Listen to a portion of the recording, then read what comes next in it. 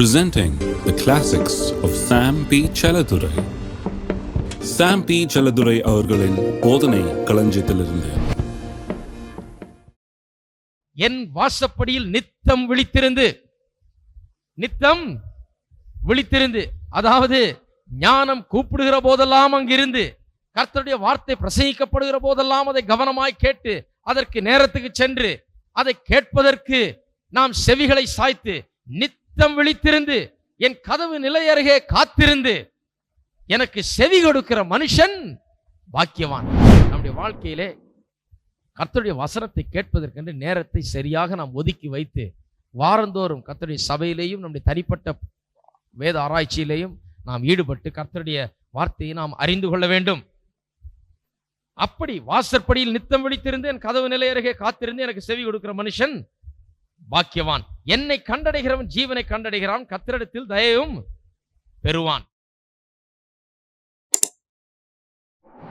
இப்ப கவனிங்க, 36ஆம் வசனம்.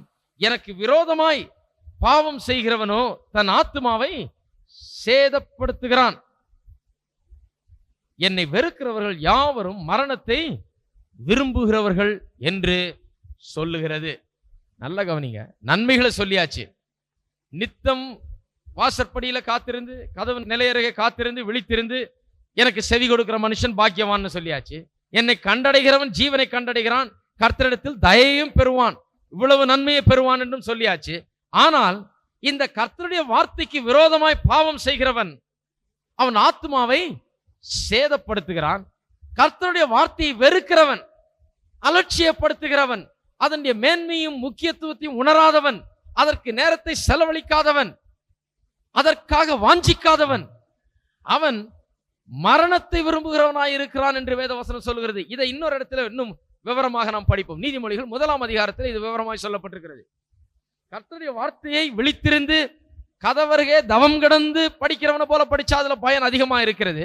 அதே நேரத்தில் அலட்சியம் பண்ணி அதை வெறுத்து அதை தள்ளி அதை கேட்காமல் விட்டு ஏனோதானா என்று இருக்கிறவனுடைய நிலையை பாருங்கள். இங்கு நன்றாக விளக்கப்படுகிறது. நீதிமொழிகள் 1ஆம் அதிகாரம் 20ஆம் வசனத்திலிருந்து, ஞானமானது வெளியே நின்று கூப்பிடுகிறது, வீதிகளில் சத்தமிடுகிறது, அது சந்தடியுள்ள தெருக்களின் சந்தியிலும் ஒலிமுக வாசலிலும் நின்று கூப்பிட்டு பட்டணத்தில் தன் வார்த்தைகளை வசனித்து சொல்லுகிறது. பேதைகளே நீங்கள் பேதமையை விரும்புவதும், நிந்தனைக்காரரே நீங்கள் நிந்தனையில் பிரியப்படுவதும், மதியினரே நீங்கள் ஞானத்தை வெறுப்பதும் எதுவரைக்கும் இருக்கும்? ஞானம் கூப்பிடுகிறது, எல்லாரை பார்த்தும் கூப்பிடுகிறது. பேதைகளை பார்த்து கூப்பிடுகிறது. பேதைகள் என்றால் ஒன்றும் அறியாதவர்கள், அவர்களை பார்த்து கூப்பிடுகிறது. வசனத்தின் ஞானம் அற்றவர்கள், வசனத்தை இன்னும் கற்றுக்கொள்ளாதவர்கள், பேதைகள். சிலர் பேதமையே விரும்புகிறார்கள். கவனிச்சிருக்கீங்களா? பேதைகள் எப்பவும் பேதையாவே இருந்து கொள்ள விரும்புகிறார்கள். பேதைகளே நீங்கள் பேதமையை விரும்புவதும், எனக்கு ஒன்றும் தெரியாதங்க, ஒன்றும் தெரியாமலே இப்படியே இருந்து நானே மோட்சம் போய் சேர்ந்துடுறேன் இருக்கவங்களும் இருக்கிறார்கள். இங்கே கேட்கப்படுகிறது, பேதைகளே நீங்கள் பேதமையை விரும்புவதும். எவ்வளவு நாள் விரும்ப போறீங்க? அதை பேதமையிலே இருக்க போகிறீர்களா? பேதையாவே இருக்க போகிறீர்களா? கர்த்தருடைய வார்த்தையை கற்றுக்கொள்ளாதவர்களாக, அறியாதவர்களாக, அதை குறித்த ஞானம் அற்றவர்களாக அப்படியே வாழ்நாள் முழு இருக்க போகிறீர்களா? சொல்லுங்க. நீங்கள் பேதமையை எவ்வளவு நாட்கள் விரும்ப போகிறீர்கள்? நிந்தனைக்காரரே. நிந்தனைக்காரர்கள் என்றால் வேத வசனத்தை பரியாசம் பண்ணுகிறவர்கள். வேத வசனத்தை வெறும் அலட்சியம் பண்றவர்கள், இவர்கள் பரியாசம் பண்ணுகிறவர்கள். வேத வசனத்தை கேலி பண்ணுகிறவர்கள், பரியாசம் பண்ணுகிறவர்கள், அதை மிக கேவலமாக நினைப்பவர்கள். அவர்களுக்கும் வேத வசனம் போதிக்கிறது. எவ்வளவு நாள் கேவலம் பண்ண போறீங்க? எவ்வளவு நாள் வேத வசனத்தை பார்த்து கேலி பரியாசம் பண்ண போகிறீர்கள்? பேதைகள், பிறகு நிந்தனைக்காரர், கேலி பரியாசம் பண்ணுகிறவர்கள், பிறகு மதியினர். மதியினர் என்று சொன்னால் கேலி பரியாசம் பண்ணுகிறவனுக்கும் மதியினருக்கும் ஒரு வித்தியாசம் இருக்குது. கேலி பரியாசம் பண்ணுகிறவன் ஒரு ஸ்டெப் அதிகம் போயிடுறான்.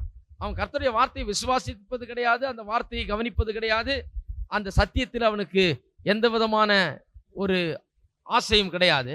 அது மட்டும் இல்லாமல் சத்தியத்தை அவன் எதிர்க்கிறான், கேலி பரியாசம் பண்ணுகிறான். ஆனா மதியினன் யாரு? சத்தியத்தை பற்றி ஒரு விதமான வாஞ்சியும் இல்லாதவன், சத்தியத்தை அறிந்து கொள்ள வேண்டுமே என்கிற ஒரு வாஞ்சை கூட கிடையாது அவனுக்கு. கர்த்தருடைய வார்த்தையிலிருந்து தன்னை அவன் விலக்கி கொள்ளுகிறான். கர்த்தருடைய வார்த்தையின்படி அவன் நடப்பது கிடையாது. அதை கேட்பதும் கிடையாது, அதன்படி நடப்பது கிடையாது, அதனுடைய முக்கியத்தை உணர்வதும் கிடையாது. எவ்வளவு நாள் பேதைகளாக இருக்க போகிறார்கள்?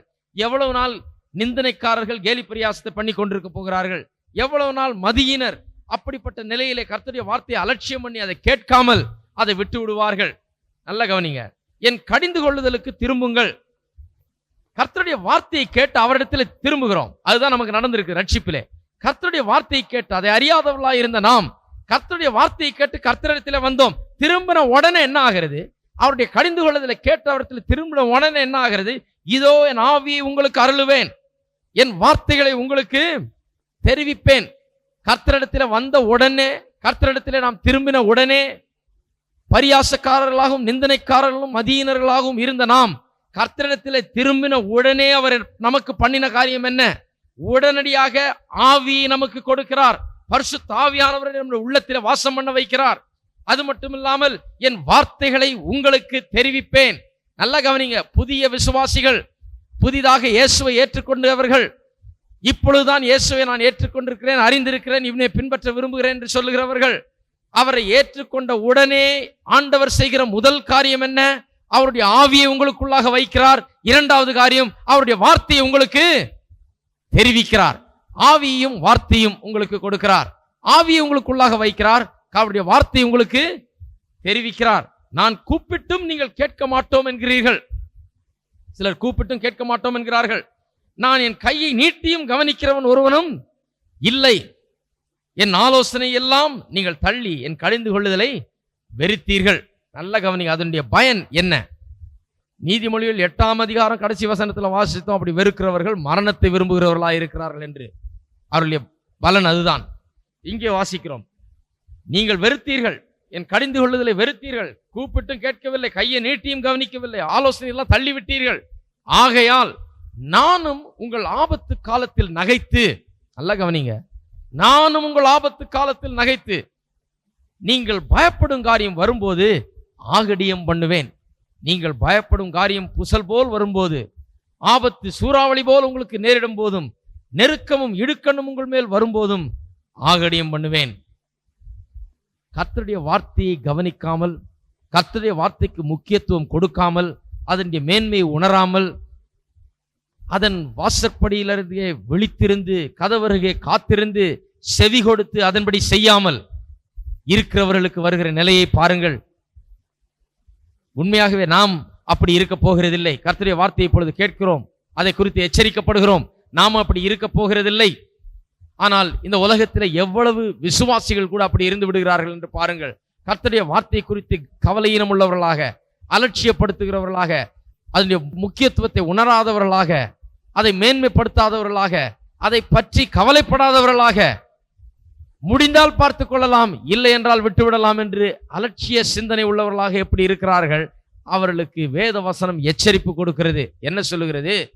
உங்கள் ஆபத்து காலத்தில் உங்களுக்கு தேவைன்னு வரும்போது, நல்லா கவனிச்சிருக்கீங்களா? வேத வசனத்தை நல்லா கவனிக்க மாட்டாங்க, வேத வசனத்தை படிக்க மாட்டாங்க, ஆலயத்துக்கு ஒழுங்கா வரமாட்டாங்க. ஆனால் ஆபத்து காலம் வரும்போது ஆண்டவரை ரொம்ப வேகமா தேடுவாங்க. எல்லா ஞானத்தையும் 20 நிமிஷத்துக்குள்ள எனக்கு இப்பவே சொல்லி அனுப்புங்கன்னுவாங்க. ஞாயிற்றுக்கிழமை போதிச்சதெல்லாம் சேர்த்து ஒரே 1/4 மணி நேரத்தில் எனக்கு சொல்லிடுங்க பாஸ்டர், 1/4 மணி நேரத்தில் சொல்லலைன்னா எனக்கு போச்சு முடிஞ்சுதுன்னுவாங்க. கர்த்தர் என்ன பண்ணுவார்? அப்ப என்ன சொல்றாரு? உங்கள் ஆபத்து காலத்தில் நானும் என்ன பண்ண போகிறேன்? நானும் பேசாம அமர்ந்து நகைக்க போகிறேன். நீங்கள் பயப்படும் காரியம் வரும்போது ஆகடியம் பண்ணுவேன். நீங்கள் பயப்படும் காரியம் புசல் போல் வரும்போது, எத்தனை பேருக்கு தெரியும் நம்முடைய வாழ்க்கையில சில நேரங்களில் சில காரியங்கள் சீக்கிரமாய் நடந்து விடுகிறது. கண்ணை மூடி கண்ண தரத்தில் கடகடன் புயல் மாதிரி சில காரியங்கள் வேகமாய் நடக்கிறது. அந்த நேரத்தில் போய் வேதத்தை ஆராய்ஞ்சிட்டு இருக்க கூடாது. அந்த நேரத்தில் போய் எத்தனை பிரசங்கம் கேட்கலாங்க, இந்த டேப்பு கொடுங்க, அந்த டேப்பு கொடுங்க, இந்த புஸ்தகம் கொடுங்க, அந்த புஸ்தகம், அப்ப ஆராய முடியாது. எப்ப படிக்க வேண்டும்? நல்லா இருக்கும்போது தான் படித்துக் கொள்ள வேண்டும். நல்லா இருக்கும்போது, நிம்மதியாய் வாழ்ந்து கொண்டிருக்கிற வேளையிலே, சாதாரணமாய் இருக்கிற நேரத்திலே நாம் கர்த்தருடைய வார்த்தையில கவனம் செலுத்தி ஒழுங்காக ஆலயத்துக்கு சென்று கர்த்தருடைய வார்த்தையை கேட்டு தினந்தோறும் வேதத்தை படித்து ஆராய்ந்து அதனுடைய பயனை நாம் பெற்றுக்கொள்ள வேண்டும். அப்பொழுது பயப்படும் காரியம் புசல் போல் வரும்போது நாம் நிற்க போகிறோம். அந்த நேரத்தில் போய் திடீர்னு நாம் கற்றுக்கொள்ள முடியாது. ஸ்விம்மிங் பூல்ல வாத்தியார் வச்சு கத்துக்காதவன் கடல்ல இங்கேக்கும் அங்கேக்கும் நடுவில் போயிட்டு கடல்ல வாத்தியார் எல்லாமே கத்துக்க போறாங்க. கஷ்டம். அங்க எப்படிங்க? கஷ்டம். கண்டிப்பா அது நடக்க போகிறது கிடையாது. அதைத்தான் ஆண்டவர் சொல்லுகிறார். கேளுங்கள், செவி கொடுங்கள், அதனுடைய வாசல் அருகே விழித்திருந்து காத்திருங்கள், செவி கொடுத்து அதன்படி செய்யுங்கள், நீங்கள் பாக்கியவான்களாய் இருப்பீர்கள். கர்த்தருடைய வார்த்தை முக்கியத்துவத்தை உணருங்கள். எல்லாவற்றை காட்டிலும் அது மேன்மையானது. வெள்ளியை காட்டிலும் பசும் பொன்னை காட்டிலும் விலையேற பெற்ற முத்துக்களை காட்டிலும் அது மேன்மையானது. கண்ணார கண்டதை காட்டிலும் காதார கேட்டதை காட்டிலும் அது மேன்மையானது. அனுபவங்களை கண்டு ஓடிக்கொண்டாதீர்கள். தீர்க்க தரிசனங்களை கண்டு ஓடிக்கொண்டாதீர்கள். சொப்பனங்களை கண்டு ஓடாதீர்கள். தரிசனங்களை கண்டு இப்படி ஓடி அதை அலைஞ்சு அதை பார்த்து இதையே கவனமா இருந்து வார்த்தையை கோட்ட விடாதீர்கள். அதுல ஒன்று தப்பு இல்லை. அதெல்லாம் சில அநேக காரியங்கள் உண்மையானதுதான், அது நடக்க வேண்டியதுதான், அது நியாயமானதுதான். இருந்தாலும் கர்த்தருடைய வார்த்தையை அதிகமாய் கவனம் செலுத்தி அதன் வாசல் அருகே விழித்திருந்து அதன் கதவருகே காத்திருந்து அந்த வார்த்தையை கற்றுக்கொள்ளுகிறவர்களாக நாம் இருக்க வேண்டும். கர்த்தருடைய வார்த்தை தான் நமக்கு உதவ போகிறது. கர்த்தருடைய வார்த்தை என்றென்றைக்கும் இருக்கிறது. கர்த்தருடைய வார்த்தை மாறாததா இருக்கிறது. ஆகையால் தான் அதை மேன்மைப்படுத்த வேண்டும். அதை கேட்டு அதற்காக காத்திருந்து அதற்கு விழித்திருந்து அதை கவனித்து அதன்படி செய்கிறவர்கள் பாக்கியவான்கள். அதன்படி செய்யாதிருக்கிறவர்கள், பரியசம் பண்ணுகிறவர்கள், அதை அலட்சியம் பண்ணுகிறவர்கள், அவர்கள் பயப்படும் காரியம் வரும்போது ஆண்டவர் சொல்வார், நானும் கவனிக்காமல் இருப்பேன் என்று.